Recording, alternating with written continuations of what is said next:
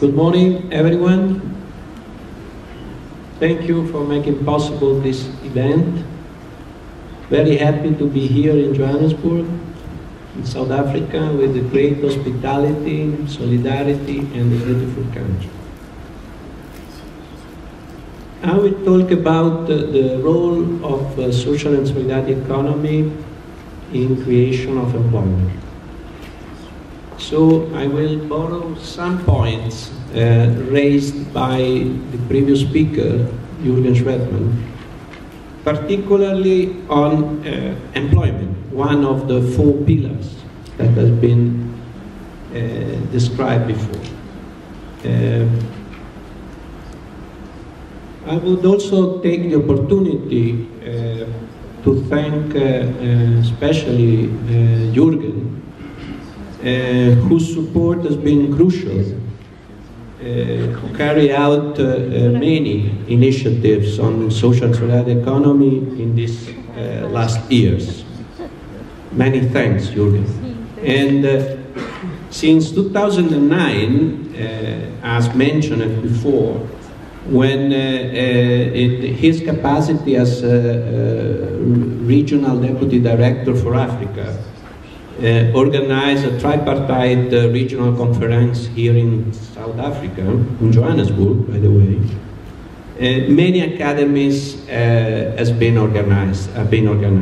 And this year we have planned 2 academies. One of them is this one in Johannesburg, and another one will be held in Mexico in November in Puebla. And we have also a concrete offer for next year academy. So, social and solidarity economy is without a doubt experiencing a growing interest. But why this growing interest in social and solidarity economy? And what are the positive and negative things to observe? Let me start to say that the recent global crisis linked to energy, food, employment, and finance that impacted dramatically on peoples and economies worldwide, served to refocus the attention on the need for more inclusive and sustainable patterns of development. Growing recognition of the scale of precarious employment, climate change, and the inequality have further reinforced the imperative of rethinking conventional approaches to growth and distribution. So it is this context that explains the growing interest in mainstream policy circles in social and solidarity economy. This growing interest is, by the way, is a positive thing. For instance, it has increased the visibility of social and solidarity economy. However, this interest has not been accompanied by government recognition in financial and institutional terms. Could it be that social and solidarity economy is considered residual or insignificant compared to the traditional economic model? Let me show 5 facts about social and solidarity economy.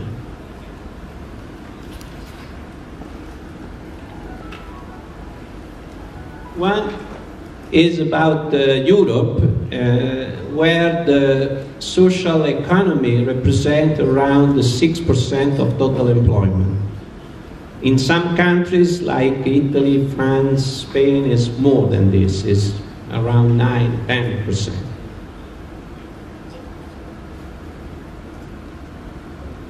We have to say that many governments have recently approved innovative legislation and policies on social and solidarity economy. Examples are Mexico, Spain, Brazil, and in other countries like Italy, Mali, Cameroon, South Korea, the discussion is ongoing on this issue. In Italy, my country, the issue is a priority. The social solidarity economy is a priority of the government. Back to Europe, I would also mention that during the crisis started in 2008, the social economy sector has created new jobs in Italy, and in Spain it lost fewer jobs than the traditional private sector. Jürgen mentioned something about the experience in Italian social cooperatives. Argentina is another example of saving jobs through social and solidarity economy. And last but not least, South Africa, where the National Growth Pact set the potential employment target of the social economy at 260,000 new jobs by 2020, which is a huge potential. So we have these positive things, but what we can say about the negative aspect of the situation with regard to social economy.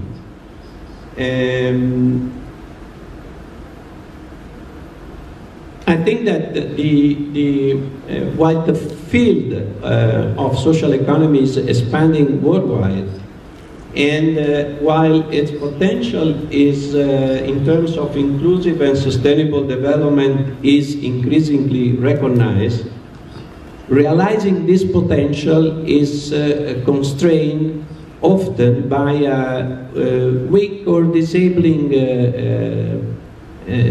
environment.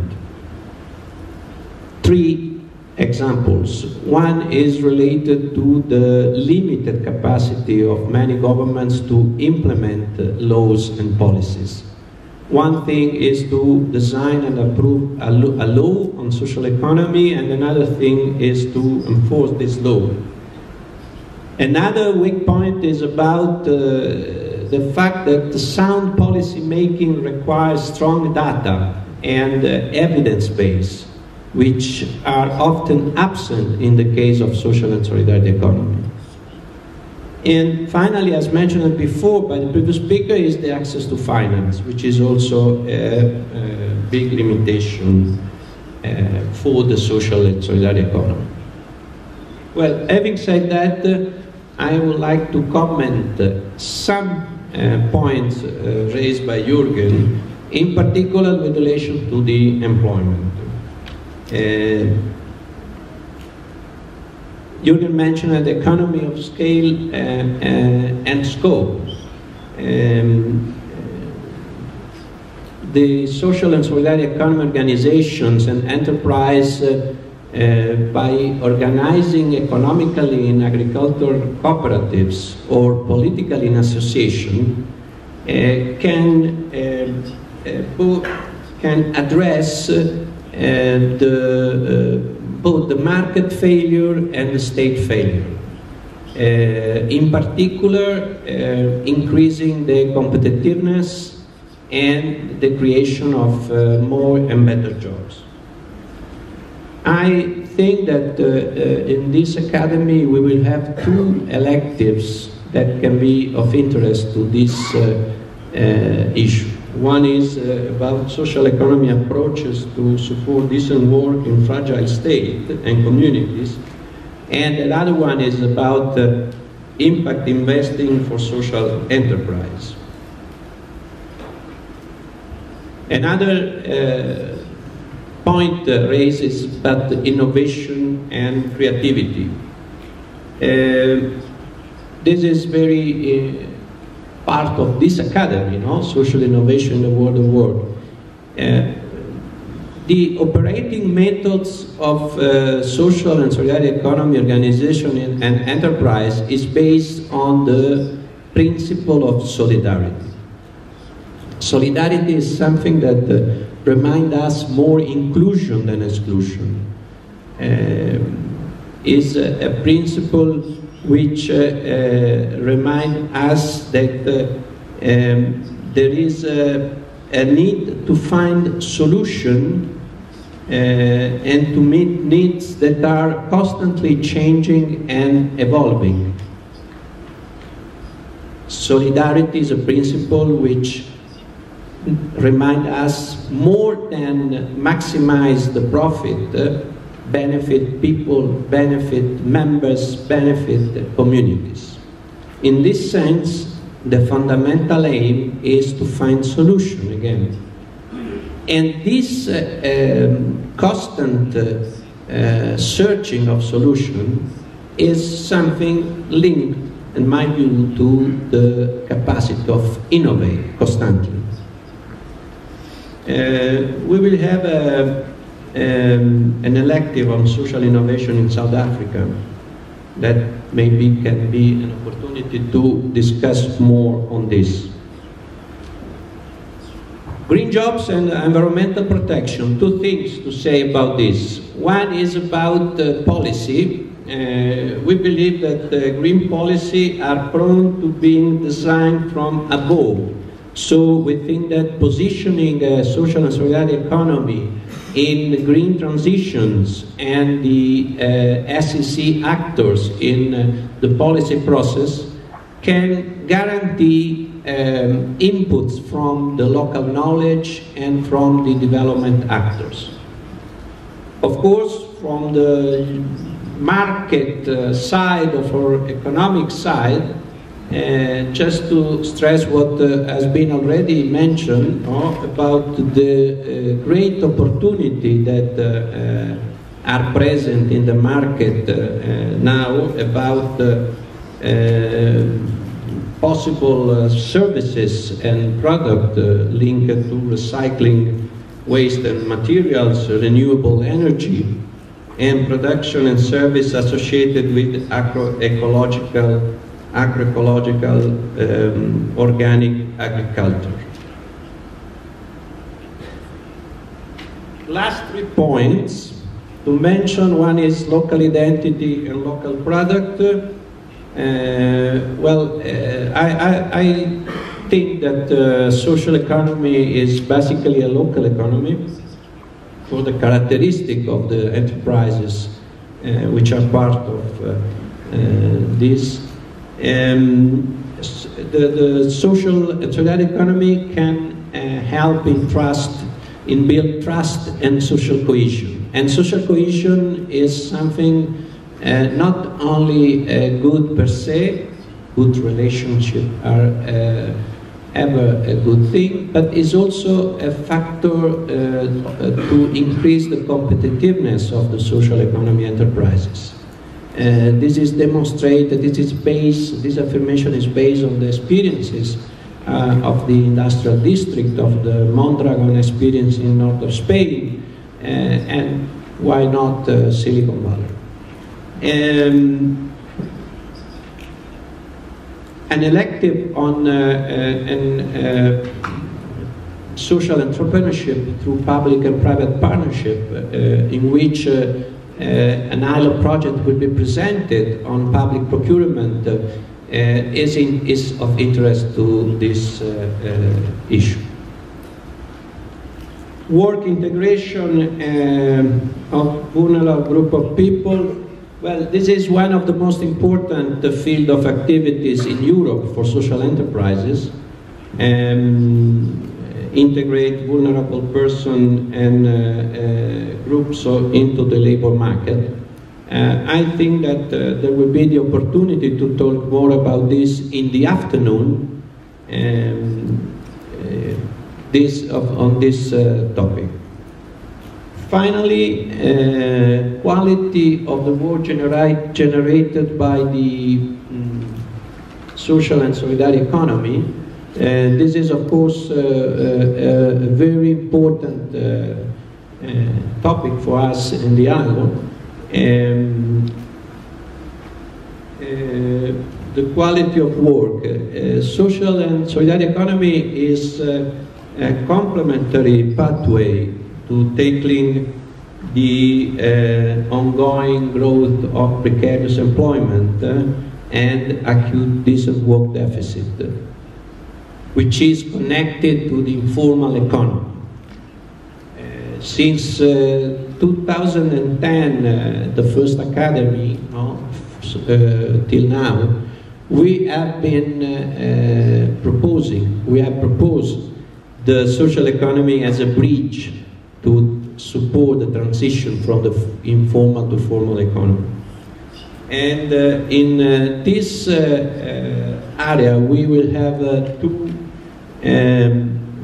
electives that I would like to mention here that can be of interest for you. One is on the role of social and solidarity organization in formalizing the informal economy. And another one is in the role of government employers and trade unions in social and solidarity economy, where also this issue will be explored. Just to finish this part, before conclude, I will mention something about the women. Women often have a strong presence in social and solidarity economy organization. It's debatable if this strong presence is also in the leadership roles. There are different points of view.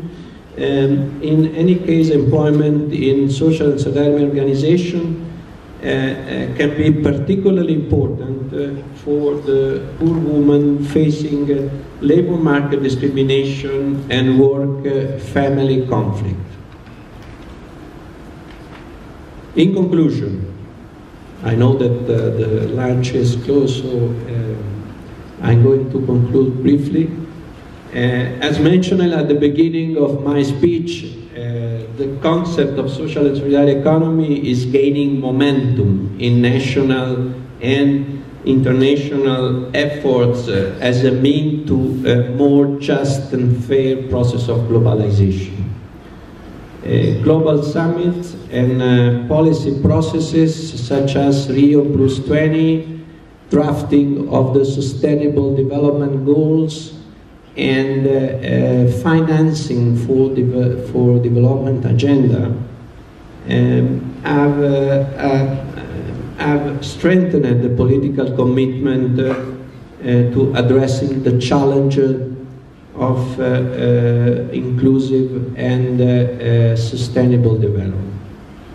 The ILO recognized the contribution of social economy to the ILO overall goals of creating decent work for all, as mentioned by you before, and also one of the most important, sorry to repeat this, I have two, most important technical cooperation program, South-South and Triangular Cooperation, is supporting a social and solidarity economy, and an elective on this, as already mentioned, will be on Wednesday in the morning. To conclude, I will also say that it seems to us evident, based on the data available and on the research, that the importance of social economy in creation of employment is a fact through innovative and creative processes, either socially through production or through governance. Social and solidarity economy has demonstrated to be able to create jobs and to reintegrate vulnerable people as well as individuals at risk of exclusion, and provide goods that are often not delivered by the private and public sector. To finish my intervention, I would say that innovative public policy and institutional reforms to create conditions for social and solidarity economy to play a role in a new inclusive and sustainable model of development is our commitment. We hope that through this event, we hope that we can contribute through this event and through you to this objective. Thank you very much for your attention.